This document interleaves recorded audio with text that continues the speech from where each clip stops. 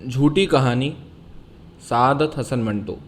کچھ عرصے سے اقلیتیں اپنے حقوق کے تحفظ کے لیے بیدار ہو رہی تھیں۔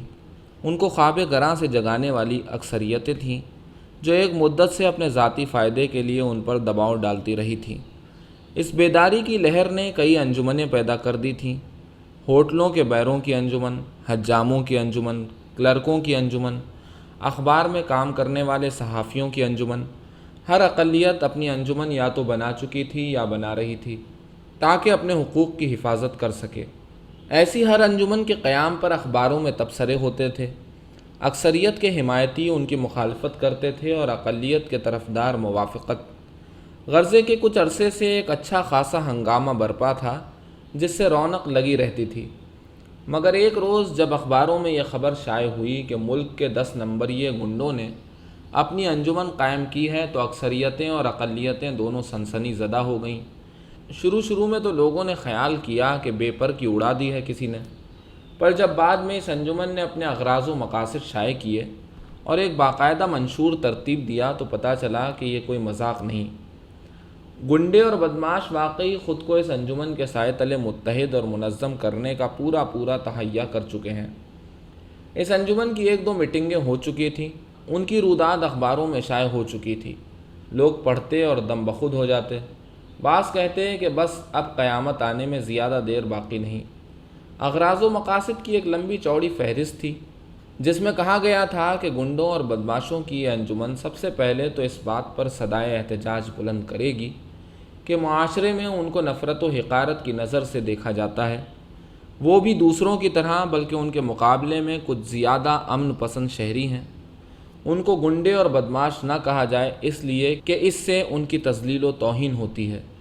وہ خود اپنے لیے کوئی مناسب اور معزز نام تجویز کر لیتے، مگر اس خیال سے کہ اپنے منہ میاں مٹھو کی کہاوت ان پر چسپاں نہ ہو، وہ اس کا فیصلہ عوام و خواص پر چھوڑتے ہیں۔ چوری چکاری، ڈکیتی اور رہزنی، جیب تراشی اور جعلسازی، پتے بازی اور بلیک مارکیٹنگ وغیرہ افعال قبیحہ کے بجائے فنون لطیفہ میں شمار ہونے چاہیے۔ ان لطیف فنون کے ساتھ اب تک جو برا سلوک روا رکھا گیا ہے اس کی مکمل تلافی اس یونین کا نصب العین ہے۔ ایسے ہی کئی اور اغراض و مقاصد تھے جو سننے اور پڑھنے والوں کو بڑے عجیب و غریب معلوم ہوتے تھے۔ بظاہر ایسا تھا کہ چند بے فکر ظریفوں نے لوگوں کی تفریح کے لیے یہ سب باتیں گڑھی ہیں۔ یہ چٹکلا ہی تو معلوم ہوتا تھا کہ یونین اپنے ممبروں کی قانونی حفاظت کا ذمہ لے گی اور ان کی سرگرمیوں کے لیے سازگار اور خوشگوار فضا پیدا کرنے کے لیے پوری جد و جہد کرے گی۔ وہ حکام وقت پر زور دے گی کہ یونین کے ہر رکن پر اس کے مقام اور رتبے کے لحاظ سے مقدمہ چلایا جائے اور سزا دیتے وقت اس کو پیش نظر رکھا جائے۔ حکومت لوگوں کو اپنے گھروں میں چوروں کا برقی الارم نہ لگانے دے، اس لیے کہ بعض اوقات یہ ہلاکت خیز ثابت ہوتا ہے۔ جس طرح سیاسی قیدیوں کو جیل میں اے اور بی کلاس کی مراعات دی جاتی ہیں، اسی طرح یونین کے ممبروں کو دی جائیں۔ یونین اس بات کا بھی ذمہ لیتی تھی کہ وہ اپنے ممبروں کو ضعیف اور ناکارہ یا کسی حادثے کا شکار ہو جانے کی صورت میں ہر ماہ گزارے کے لیے معقول رقم دے گی۔ جو ممبر کسی خاص شعبے میں مہارت حاصل کرنے کے لیے باہر کے ممالک میں جانا چاہے گا اسے وظیفہ دے گی وغیرہ وغیرہ۔ ظاہر ہے کہ اخباروں میں اس یونین کے قیام پر خوب تبصرہ بازی ہوئی۔ قریب سب اس کے خلاف تھے۔ بعض رجت پسند کہتے تھے کہ یہ کمیونزم کی انتہائی شکل ہے اور اس کے بانیوں کے ڈانڈے کریملن سے ملاتے تھے۔ حکومت سے چنانچہ بار درخواست کی جاتی کہ وہ اس فتنے کو فوراً کچل دے، کیونکہ اگر اس کو ذرا بھی پنپنے کا موقع دیا گیا تو معاشرے میں ایسا زہر پھیلے گا کہ اس کا تریاق ملنا مشکل ہو جائے گا۔ خیال تھا کہ ترقی پسند اس یونین کی طرفداری کریں گے کہ اس میں ایک جدت تھی اور پرانی قدروں سے ہٹ کر اس نے اپنے لیے ایک بالکل نیا راستہ تلاش کیا تھا، اور پھر یہ کہ رجت پسند اسے کمیونسٹوں کی اختراع سمجھتے تھے۔ مگر حیرت یہ کہ اقلیتوں کے یہ سب سے بڑے طرفدار پہلے تو اس معاملے میں خاموش رہے اور بعد میں دوسروں کے ہمنوا ہو گئے اور اس یونین کی بیخ کنی پر زور دینے لگے۔ اخباروں میں ہنگامہ برپا ہوا تو ملک کے گوشے گوشے میں اس یونین کے قیام کے خلاف جلسے ہونے لگے۔ قریب ہر پارٹی کے نامی و گرامی لیڈروں نے پلیٹ فارم پر آ کر اس ننگے تہذیب و تمدن جماعت کو ملعون قرار دیا اور کہا کہ یہی وقت ہے جب تمام لوگوں کو اپنے آپس کے جھگڑے چھوڑ کر اس فتنہ عظیم کا مقابلہ کرنے کے لیے اتحاد، نظم اور یقین محکم کو اپنا موٹو بنا کر ڈٹ جانا چاہیے۔ اس سارے ہنگامے کا جواب یونین کی طرف سے ایک پوسٹر کے ذریعے سے دیا گیا تھا، جس میں بڑے اختصار کے ساتھ یہ کہا گیا کہ پریس اکثریت کے ہاتھ میں ہے، قانون اس کی پشت پر ہے، مگر انجمن کے حوصلے اور ارادے پست نہیں ہوئے۔ وہ کوشش کر رہی ہے کہ بہت سی رقم دے کر کچھ اخبار خرید لے اور ان کو اپنے حق میں کر لے۔ یہ پوسٹر ملک کے در و دیوار پر نمودار ہوا تو فوراً بعد کئی شہروں سے بڑی بڑی چوریوں اور ڈکیتیوں کی اطلاعیں وصول ہوئیں، اور اس کے چند روز بعد جب ایک ہی 2 اخباروں نے دبی زبان میں گنڈوں اور بدکاروں کی یونین کے اغراض و مقاصد میں اصلاحی پہلو کریدنا شروع کیے تو لوگ سمجھ گئے کہ پس پردہ کیا ہوا ہے۔ پہلے ان 2 اخباروں کی اشاعت نہ ہونے کے برابر تھی، نہایت ہی گھٹیا کاغذ پر چھپتے تھے، لیکن دیکھتے ہی دیکھتے کچھ ایسی کایا کلپ ہوئی کہ لوگ دنگ رہ گئے۔ سب سے اچھا ایڈیٹوریل اسٹاف ان 2 پرچوں کے پاس تھا۔ دفتر میں ایک کے بجائے 2 ٹیلی پرنٹر تھے، تنخواہ مقررہ وقت سے پہلے مل جاتی تھی، بونس الگ ملتا تھا، گھر کا الاؤنس، ٹانگے کا الاؤنس، سگریٹوں کا الاؤنس، چائے کا الاؤنس، مہنگائی الاؤنس، یہ سب الاؤنس ملا کر تنخواہ سے دوگنے ہو جاتے تھے۔ جو دختے رس کے رسیہ تھے ان کو مفت پرمٹ ملتا تھا اور بہترین اسکاچ وسکی کنٹرولڈ قیمت پر دستیاب ہوتی تھی۔ عملے کے ہر آدمی سے باقاعدہ کانٹریکٹ کیا گیا تھا، جس میں مالک کی طرف سے یہ اقرار تھا کہ اس کے گھر میں کبھی چوری ہوئی یا اس کی جیب کاٹ لی گئی تو اسے نقصان کے علاوہ ہرجانہ بھی ادا کیا جائے گا۔ ان 2 اخباروں کی اشاعت دیکھتے دیکھتے ہزاروں تک پہنچ گئی۔ تعجب ہے کہ پہلے جب ان کی اشاعت کچھ بھی نہیں تھی تو یہ ہر روز کثیر الاشاعت ہونے کے بلند بانگ دعوے کرتے تھے، مگر جب ان کی کایا کلپ ہوئی تو اس معاملے میں بالکل خاموش ہو گئے۔ بیک وقت البتہ ان دونوں اخباروں نے کچھ عرصے کے بعد یہ اعلان چھاپا کہ ہماری اشاعت اس حد تک جا پہنچی ہے کہ اگر ہم نے اس سے تجاوز کیا تو تجارتی نقطہ نظر سے نقصان ہی نقصان ہے۔ ان کے علمی و ادبی ایڈیشنوں میں عجیب و غریب موضوعات پر مضمون شائع ہوتے تھے۔ یہ 4-5 تو بڑے ہی سنسنی خیز تھے۔ بلیک مارکیٹ کے فوائد معاشیات کی روشنی میں، معاشرتی اور مجلسی دائرے میں قہبہ خانوں کی اہمیت، دروغ گورا حافظہ باشد جدید سائنٹیفک تحقیق، بچوں میں قتل و غارت گری کے فطری رجحانات، سیادت پر سیر حاصل تبصرہ، دنیا کے خوفناک ڈاکو اور تقدیس مذہب۔ اشتہار بھی کم عجیب و غریب نہیں تھے۔ ان میں مشتہر کا نام اور پتہ نہیں ہوتا تھا، سرخیاں دے کر مطلب کی بات مختصر لفظوں میں ادا کر دی جاتی تھی۔ چند سرخیاں ملاحظہ ہوں: چوری کے زیورات خریدنے سے پہلے ہمارا نشان ضرور دیکھ لیا کریں جو کھرے مال کی ضمانت ہے۔ بلیک مارکیٹ میں صرف اسی فلم کے ٹکٹ فروخت کیے جاتے ہیں جو تفریح کا بہترین سامان پیش کرتا ہے۔ دودھ میں کن طریقوں سے ملاوٹ کی جاتی ہے؟ رسالہ دودھ کا دودھ، پانی کا پانی مطالعہ فرمائیے۔ ٹونے ٹوٹکے، گنڈے اور تعویذ، عمل ہمزاد اور تسخیر محبوب کے جنتر منتر سب جھوٹے ہیں۔ خود کو دھوکہ دینے کے بجائے معشوق کو دھوکہ دیجیے۔ کھانے پینے کی صرف وہ چیزیں خریدیے جن میں ضرر رساں چیزوں کی ملاوٹ نہ ہو۔ ایک الگ کالم میں بلیک مارکیٹ کے آج کے بھاؤ کے عنوان تلے ان تمام چیزوں کی کنٹرولڈ قیمت درج ہوتی تھی جو صرف بلیک مارکیٹ سے دستیاب ہوتی تھیں۔ لوگوں کا کہنا تھا کہ ان قیمتوں میں 1 پائی کی بھی کمی بیشی نہیں ہوتی۔ جو چھپے چوری کا خاص نشان لگایا ہوا مال خریدتے تھے انہیں ارزاں قیمت پر 16 آنے کھرا مال ملتا تھا۔ گنڈوں، چوروں اور بدکاروں کی انجمن جب آہستہ آہستہ نیک نامی حاصل کرنے لگی تو ارباب بست و کشاد کی تشویش دوچند ہو گئی۔ حکومت نے اپنی طرف سے خفیہ طور پر بہت کوشش کی کہ اس کے اڈے کا سراغ لگائے، مگر کچھ پتہ نہ چلا۔ یونین کی تمام سرگرمیاں زیر زمین یعنی انڈر گراؤنڈ تھیں۔ اونچی سوسائٹی کے چند اراکین کا خیال تھا کہ پولیس کے بعض بدقماش افسر اس یونین سے ملے ہوئے ہیں، بلکہ اس کے باقاعدہ ممبر ہیں، اور ہر ماہ اپنی ناجائز ذرائع سے پیدا کی ہوئی آمدن کا بیشتر حصہ بطور جزیے کے دیتے ہیں۔ یہی وجہ ہے کہ قانون کا نشتر معاشرے کے اس نہایت ہی مہلک پھوڑے تک نہیں پہنچ سکا۔ جتنے منہ اتنی باتیں، مگر یہ بات قابل غور تھی کہ عوام میں جو اس یونین کے قیام سے بے چینی پھیلی تھی اب بالکل مفقود تھی۔ متوسط طبقہ اس کی سرگرمیوں میں بڑی دلچسپی لے رہا تھا۔ صرف اونچی سوسائٹی تھی جو دن بدن خائف ہوتی جا رہی تھی۔ اس یونین کے خلاف یوں تو آئے دن تقریریں ہوتی تھیں اور جگہ جگہ جلسے منعقد ہوتے تھے، مگر اب وہ پہلا سا جوش و خروش نہیں تھا۔ چنانچہ اس کو اثر نو شدید بنانے کے لیے ٹاؤن ہال میں ایک عظیم الشان جلسے کے انعقاد کا اعلان کیا گیا۔ قریب ہر شہر کی معزز ہستیوں کو نمائندگی کے لیے مدعو کیا گیا۔ مقصد اس جلسے کا یہ تھا کہ اتفاق رائے سے گنڈوں، شہدوں اور بدکاروں کی اس یونین کے خلاف مذمت کا ووٹ پاس کیا جائے اور عوام الناس کو ان خوفناک جراثیم سے کما حقہ آگاہ کیا جائے جو اس کے وجود سے معاشرتی و مجلسی دائرے میں پھیل چکے ہیں اور بڑی صورت سے پھیل رہے ہیں۔ جلسے کی تیاری پر ہزاروں روپے خرچ کیے گئے۔ مجلس انتظامیہ اور مجلس استقبالیہ نے مندوبین کے آرام و آسائش کے لیے ہر ممکن سہولت مہیا کی۔ کئی اجلاس ہوئے اور بڑے کامیاب رہے۔ ان کی رپورٹ یونین کے پرچوں میں من و عن شائع ہوتی رہی۔ مذمت کے جتنے ووٹ پاس ہوئے بلا تبصرہ چھپتے رہے۔ دونوں اخباروں میں ان کو نمایاں جگہ دی جاتی تھی۔ آخری اجلاس بہت اہم تھا۔ ملک کی تمام مکرم و معظم ہستیاں جمع تھیں۔ امراء و وزراء سب موجود تھے۔ حکومت کے اعلیٰ افسر بھی مدعو تھے۔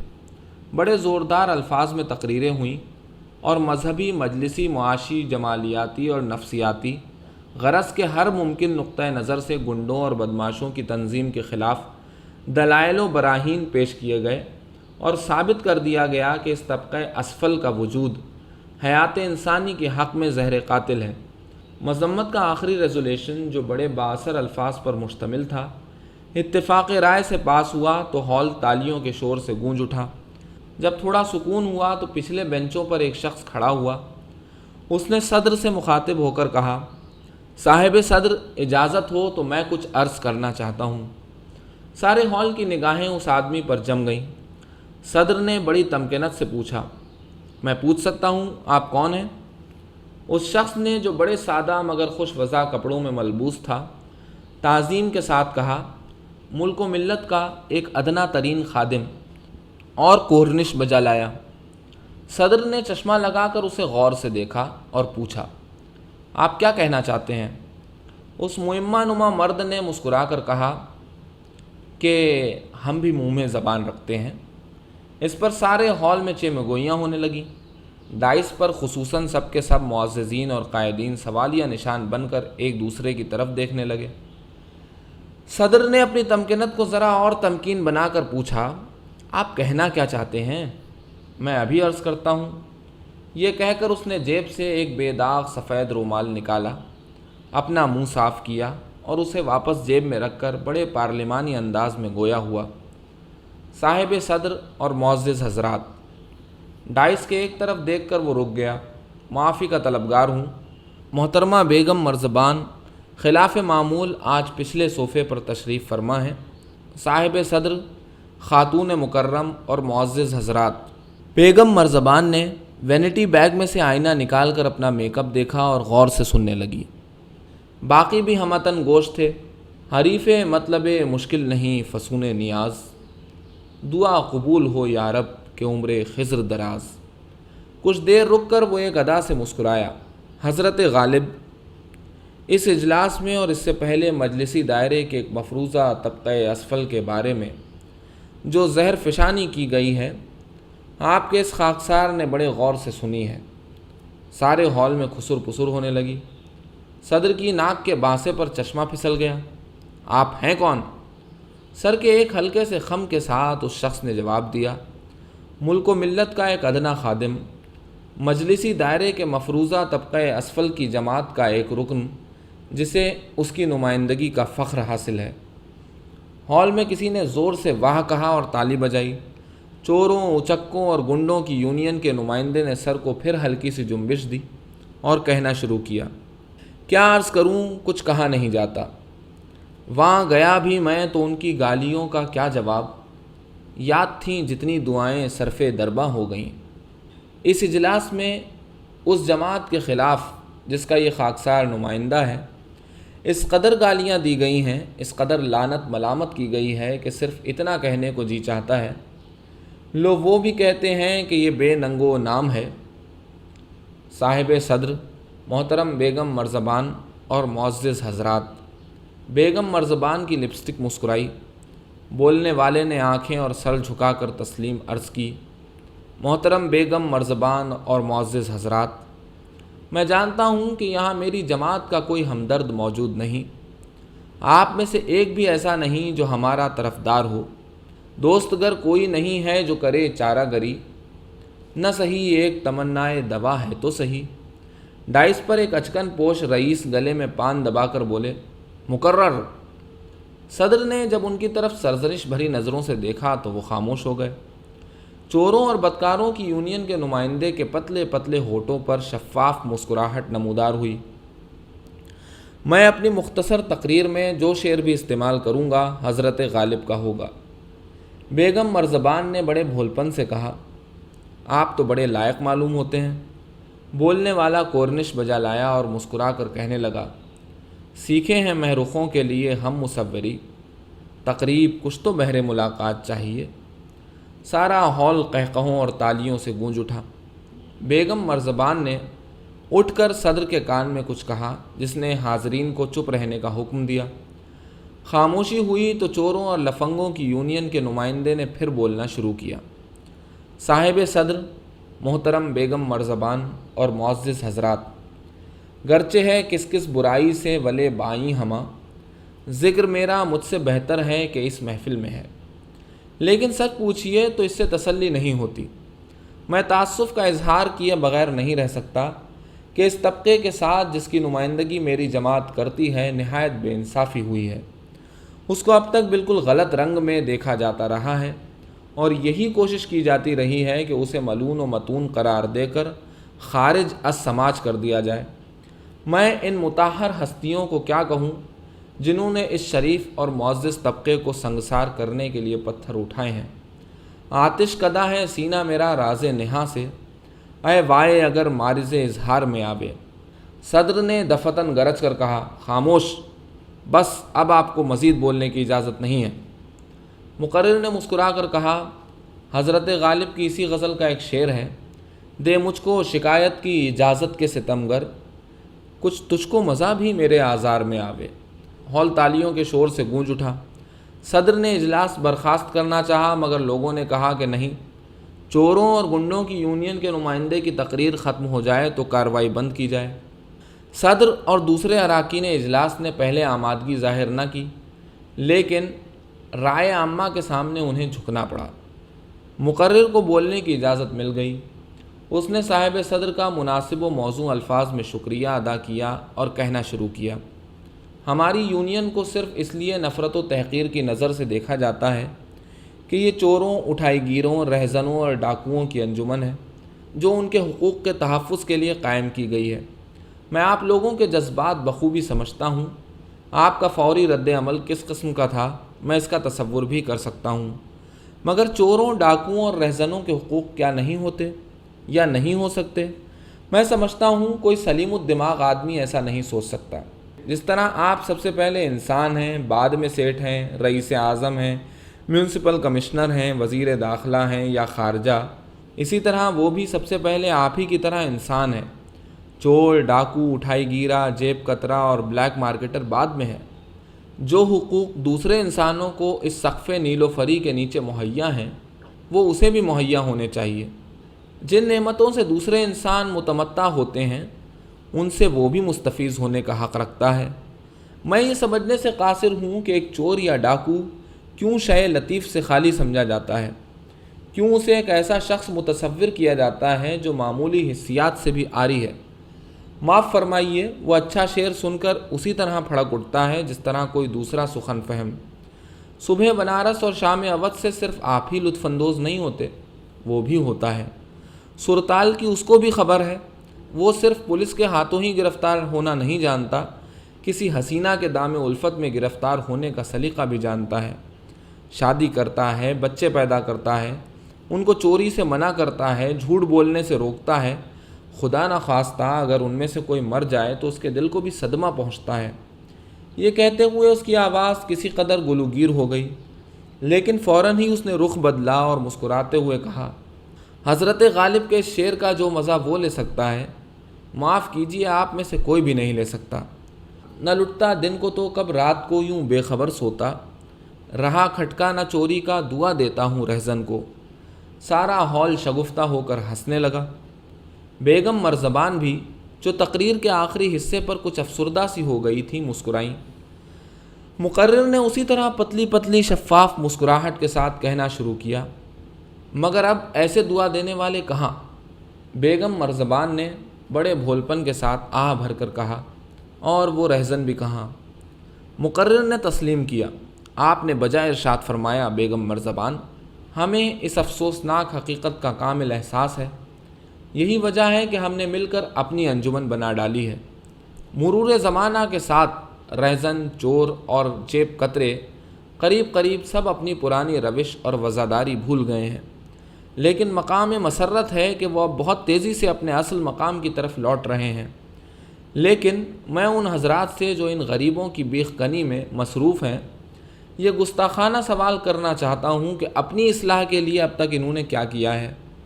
مجھے کہنا تو نہیں چاہیے، مگر تقابل کے لیے کہنا پڑتا ہے کہ ہمیں نہایت ذلیل، چور اور سفاک ڈاکو کہا جاتا ہے، مگر وہ لوگ کیا ہیں؟ کچھ اس آلت مرتبت دائس پر بھی بیٹھے ہیں جو عوام کا مال و متاع دونوں ہاتھوں سے لوٹتے رہتے ہیں۔ ہال میں شیم شیم کے نعرے بلند ہوئے۔ مقرر نے کچھ توقف کے بعد کہنا شروع کیا، ہم چوری کرتے ہیں، ڈاکے ڈالتے ہیں، مگر اسے کوئی اور نام نہیں دیتے۔ یہ معزز ہستیاں بدترین قسم کی ڈاکہ زنی کرتی ہیں، مگر یہ جائز سمجھتی ہیں۔ اپنی آنکھ کے اس طویل و عریض اور بھاری بھرکم شہتیر کو کوئی نہیں دیکھتا اور نہ دیکھنا چاہتا ہے، کیوں؟ یہ بڑا گستاخ سوال ہے۔ میں اس کا جواب سننا چاہتا ہوں، چاہے وہ اس سے بھی زیادہ گستاخ ہو۔ تھوڑے توقف کے بعد وہ مسکرایا۔ وزیر صاحبان اپنی مسند وزارت کی سان پر استرا تیز کر کے ملک کی ہر روز حجامت کرتے رہیں، یہ کوئی جرم نہیں، لیکن کسی کی جیب سے بڑی صفائی کے ساتھ بٹوا چرانے والا قابل تعزیر ہے۔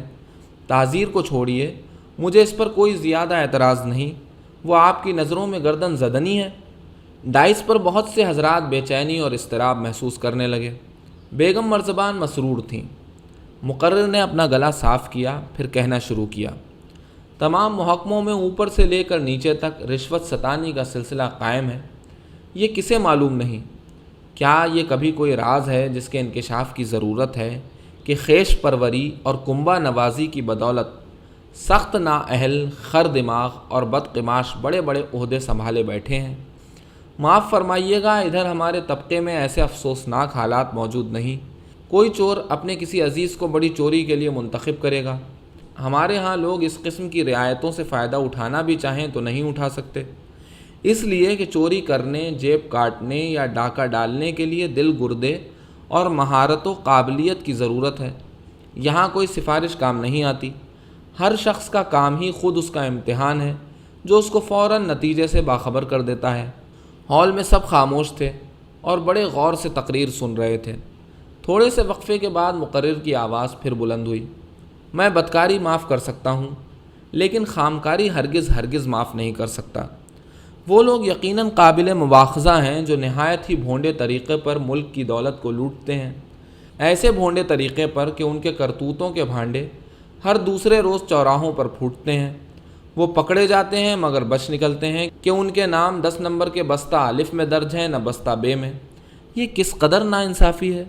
میں تو سمجھتا ہوں بیچارے انصاف کا، اندھے انصاف کا خون یہیں پر ہوتا ہے۔ نہیں، ایسے اور بھی کئی مقتل ہیں جہاں انصاف، انسانیت، شرافت و نجابت، تقدیس و طہارت، دین و دنیا سب کو ایک پھندے میں ڈال کر ہر روز پھانسی دی جاتی ہے۔ میں پوچھتا ہوں، انسانوں کی خام کھالوں کی تجارت کرنے والے ہم ہیں یا آپ؟ میں سوال کرتا ہوں، ازمنہ عتیق کی بربریت کی طرف امن پسند انسانوں کو کشاں کشاں کھینچ کر لے جانے والے ہم ہیں یا آپ؟ اور استفسار کرتا ہوں کہ دوسری اجناس کی طرح ملاوٹ کر کے اپنے ایمان کو آپ بیچتے ہیں یا ہم؟ ہال پر قبر کی سی خاموشی طاری تھی۔ مقرر نے جیب سے اپنا سفید رومال نکال کر منہ صاف کیا اور اسے ہوا میں لہرا کر کہا، صاحب صدر، خاتون مکرم، اور معزز حضرات مجھے معاف فرمائیے کہ میں ذرا جذبات کی رو میں بہہ گیا۔ عرض ہے کہ جدھر نظر اٹھائی جائے، ایمان فروش ہوتا ہے یا ضمیر فروش، وطن فروش ہوتا ہے یا ملت فروش، سمجھ میں نہیں آتا کہ یہ بھی کوئی فروخت کرنے کی چیزیں ہیں۔ انسان تو انہیں نہایت ہی مشکل وقت میں ایک لمحے کے لیے گروی نہیں رکھ سکتا، مگر میں انسانوں کی بات کر رہا ہوں۔ معاف کیجئے، میرے لہجے میں پھر تلخی پیدا ہو گئی۔ رکھیو غالب مجھے اس تلخ نوائی سے معاف، آج کچھ درد میرے دل میں سوا ہوتا ہے۔ یہ کہتا وہ ڈائس کی طرف بڑھا۔ صاحب صدر، محترم بیگم مرزبان اور معزز حضرات، میں اپنی یونین کی طرف سے آپ سب کا شکریہ ادا کرتا ہوں کہ آپ نے مجھے لب کشائی کا موقع دیا۔ ڈائس کے پاس پہنچ کر اس نے صدر کی طرف ہاتھ بڑھایا۔ میں اب ایک دوست کی حیثیت سے رخصت چاہتا ہوں۔ صدر نے ہچکچاتے ہوئے اٹھ کر اس سے ہاتھ ملایا۔ اس کے بعد اس نے بیگم مرزبان کی طرف ہاتھ بڑھایا۔ اگر آپ کو کوئی اعتراض نہ ہو۔ بیگم مرزبان نے بڑے بھولپن سے اپنا ہاتھ پیش کر دیا۔ باقی معززین اور رؤسا سے ہاتھ ملا کر جب فارغ ہوا تو خدا حافظ کہہ کر چلنے لگا، لیکن فوراً ہی رک گیا۔ اپنی دونوں جیبوں سے اس نے بہت سی چیزیں نکالیں اور صدر کی میز پر ایک ایک کر کے رکھ دیں۔